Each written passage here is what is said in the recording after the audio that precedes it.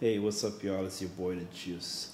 Welcome to my new channel, which is about photography and videography. For those of you who are familiar with the Juice Guy brand, would know me as a gamer, but I've decided to change things up a bit and introduce you to another side of me, another hobby that I love to do ever so often. In today's video, I'm not going to go through the details of each gear, but I'm just gonna keep it as general as possible because I'm trying to keep this video as short as possible. So basically, to start off this channel, I was wondering basically what would be the best way to introduce my audience to my channel, and I thought about it for some time, and I've been putting it off. But you know, after everything was said and done, I decided, you know what better way to introduce your audience to your channel than to introduce them to your gear, which you will be using to help populate this channel.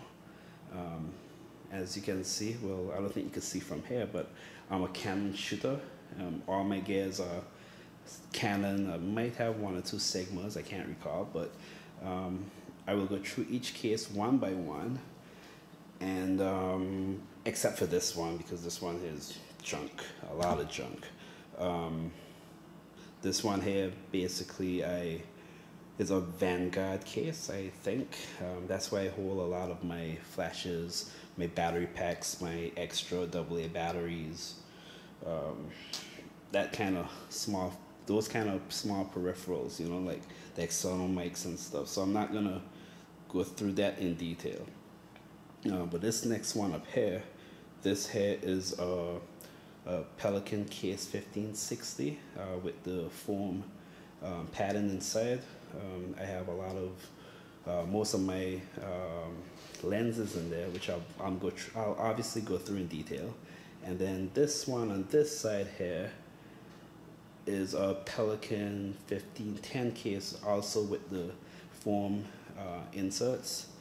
Which I hold my two main bodies as well as some other lenses. I have two backpacks which I use depending on the location I go to. One of them is a Low Pro 300 and the other one is a Case Logic 8 something. I can't recall the exact name, but I'll leave a description in the comment area below. So basically this area here, or these three cases, are like my camera bank. So when I'm going on a shoot, depending on what it is, I come here with my backpack and choose the gears that I would need, and then I pack it in the backpack depending on how many gear I need to work with. You know, obviously will determine which backpack I use. Okay, so to get things started, we're gonna begin with my Pelican 1510 case. This case is much smaller. As I mentioned, I have the foam insert, which helps protect your gear. And trust me, I can't stress enough, camera gears are very expensive. Therefore, I believe and I would recommend that you spend a little bit more to make sure that they're stored properly. Because the worst thing you want to do is buy an expensive gear and you cheap out on the storage and bam, something happens. Yeah, there's a lot to lose. But anyways, so to start things off, we're gonna begin with my main body, which is a Canon 5D Mark III. This here is my go-to camera. It's a beast of a camera. I can't stress enough. I mean, it's oh my gosh, I love it. I mean, I had this camera for a few years now. Still going strong. Well, it's perfect. I'm patiently waiting on the Mark IV to come out, which, depending on the specs, I will get it. I'm not sure exactly when, but again, this here is pretty good, and I would recommend it to anyone who's interested in video or photography. Or I also have it with the battery grip. I can't remember the model number, but it's a Canon version. I love it. It adds a bit of bulk and weight to the camera, but it ensures that you have enough power to last you through the day. sometimes a couple days. Okay. My next camera, which is my backup camera, is the Canon 6D. This was actually my first full frame camera. It was given to me as a gift, with the battery grip. I love this camera. It's not my first choice when I'm going on a shoot, but depending on the type of shoot I have, if it requires me to have or to be constantly changing lenses, I would have one lens on this camera and the other lens on my 5D Mark III, and I'll be constantly shifting back and forth. But as I said, this is my backup camera. It's a pretty good camera. I would recommend it, but I have an issue with the focus points. It's just not enough. My first lens here is a 24 to 70 millimeter Mark II. This camera here is tack sharp. This has this lens you would find on my camera most of the times because of the focal length. It's wide open enough to take landscape pictures or environmental shots, and then you have the telephoto end of 70 millimeter, which is good enough to take a certain level of portraits. This lens, as I said, this is one of my go-to lenses. You more than likely will find this on either one of my cameras. Putting that on the side. Next lens here is a 13 to 35 millimeter f4. I cheaped out and bought the f4 mainly because of the image stabilization, which I tend to like, and typically when I'm doing landscape photography, I'm not going to be shooting at f2.8, so I didn't see the sense of spending the extra couple $100 just to get that f2.8. So for me, the IS makes up for the extra stops that I lost by not having the 2.8. But as I said, this has a decent lens, and I would recommend it to anyone. Now, my absolute favorite lens. Anyone who knows about Canon cameras and lenses should know what this is. This here is the big boy. This here is the 70 to 200 f2.8 version 2. This lens here is a beast. Tack sharp. I use it mainly for portraitures, and the few times that I did sports, I also use it as well too. I love it. I get so excited just talking about it. I don't even know what to say about it, but I typically I don't use a lens hood. I typically just have it either off, or I would have it like how I had it in storage. So again, this is the 70 to 200 piece of a lens. This is the version 2 with IS. If you can afford it, I would recommend it. Okay, in this case, which is the 1560 Pelican case, I keep mostly my prime lenses, but I did deliberately leave these flashes on top here, just to show you the type of flashes I use, which is the Yongnuo, or however you pronounce it, 563. I use these as off-camera flashes when I'm using them. Obviously these are the receivers, and that up there is the transmitter. These are much cheaper than the typical Canon flashes, but to me it works just as well. I have 3. I thought I had 4, but anyways, I have 3 mainly because they're cheap. I don't trust them fully, so I prefer to not only duplicate but also triplicate, just in case anything was to happen to any of them during a shoot. So yeah, that's the flash, or the flashes. As I said, this case here is mainly for my prime lenses. I'm saving a space right here in this spot for my 135mm f2 lens, which is supposed to be in the mail and should be arriving any day soon. This lens, or this here, is not a prime, but it's a zoom lens, my 24 to 105 f.4 lens. I absolutely hate this lens.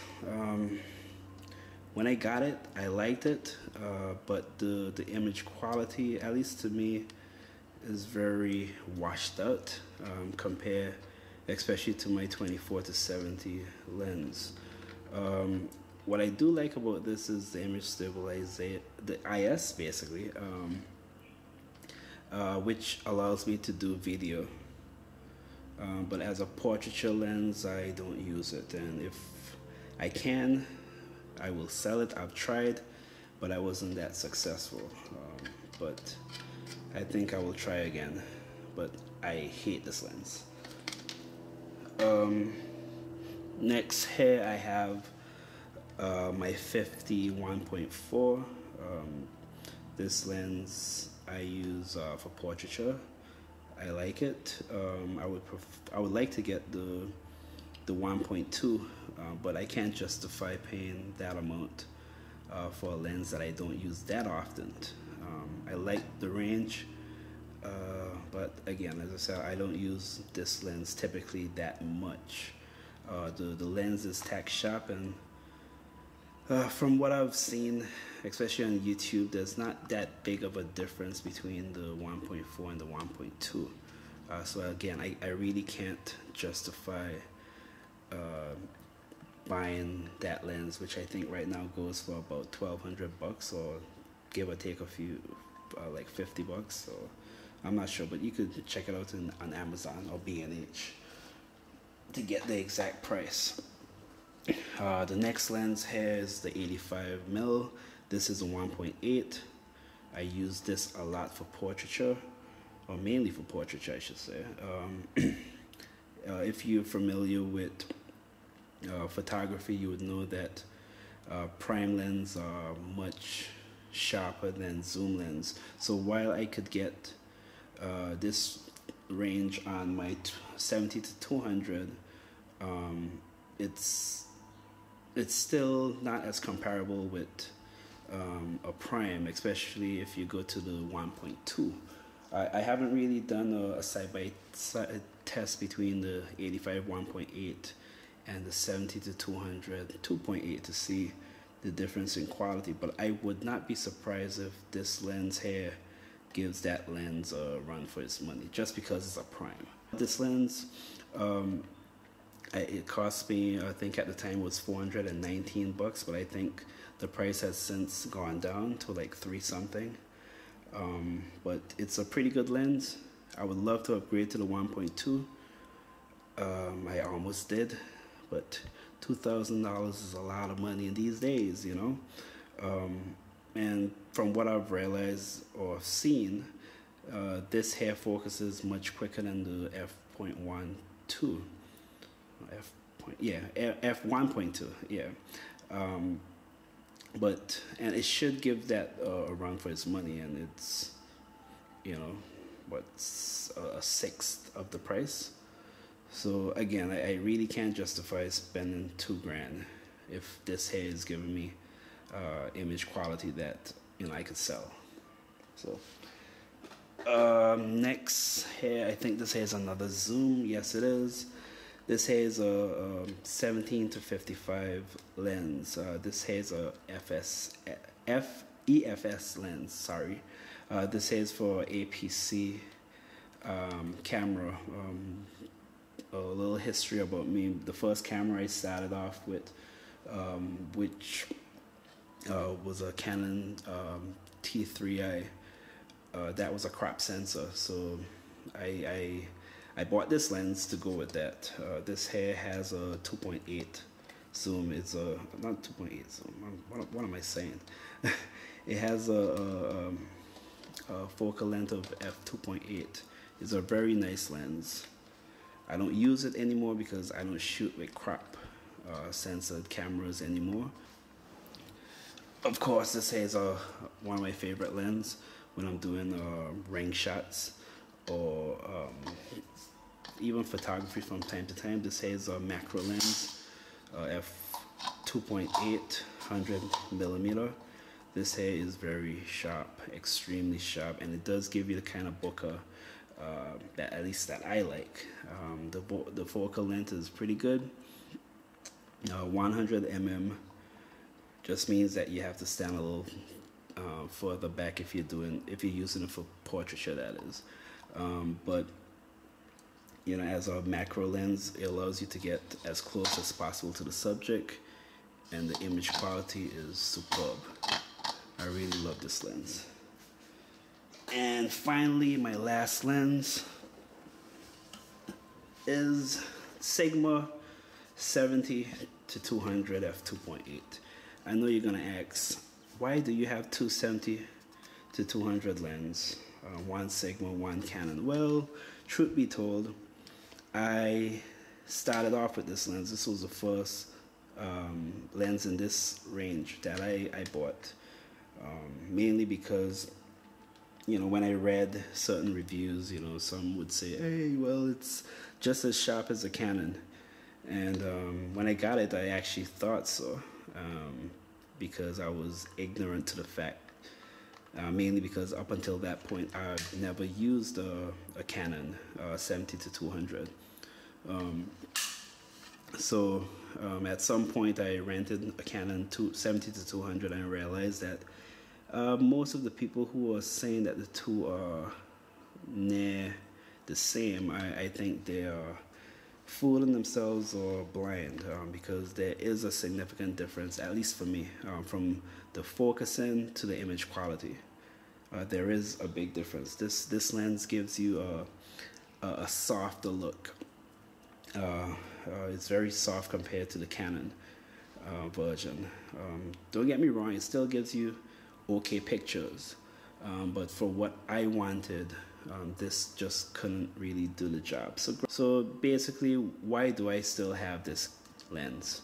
Mainly because it serves as a backup just in case, and secondly, my better half, she's trying to get into photography, so I would prefer her to learn on using a cheaper equipment than to use my expensive equipment. I know that sounds wrong, but you know how some women could get very clumsy. As I said, some women. I mean, don't hate me for that. Anyways, but yeah, she can be clumsy when she's ready. So I would prefer her to learn on this as opposed to my Canon, because I don't know what I'll do if she was to accidentally drop my Canon. Yeah. But anyways, back to the lens. Yeah, this lens is okay, depending on what you want. It just didn't really meet my expectations. I tried selling it, but I really wasn't successful. And yeah, so basically that is it in terms of camera gear. It's quite a lot of gear that I have. I only realized that a few days ago, and I still have one more lens coming, which, as I said earlier, gonna fit right here. Cannot wait. So yeah, so that's it for my channel. Please hit that like button if you like. Leave whatever comments you have at the bottom. Thanks for watching. Peace out.